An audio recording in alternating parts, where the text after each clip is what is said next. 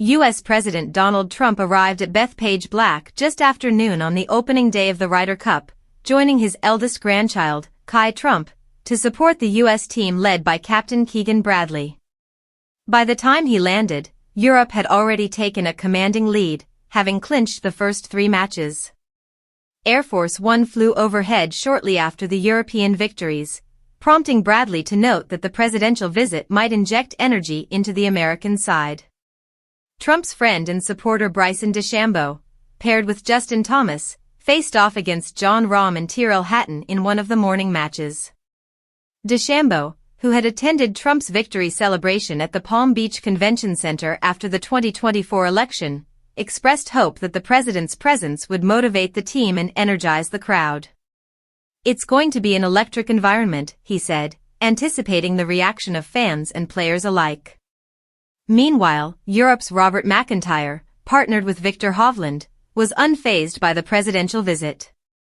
When asked about Trump's attendance, the Scottish golfer dismissed it as just another spectator.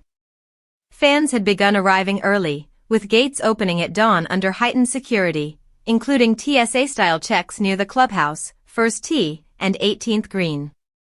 Trump had been invited by the PGA of America and hinted he might witness the opening tee shot, sparking speculation that he would walk the tunnel with DeChambeau.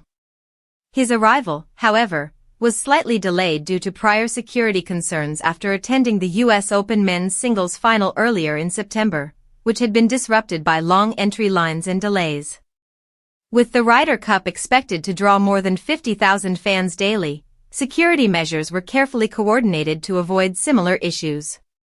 Trump's appearance at Bethpage Black adds the Ryder Cup to a long list of sporting events he has attended since returning to office, including the Super Bowl, Daytona 500, UFC events, the U.S. Open tennis, and a Yankees game on the 24th anniversary of 9/11.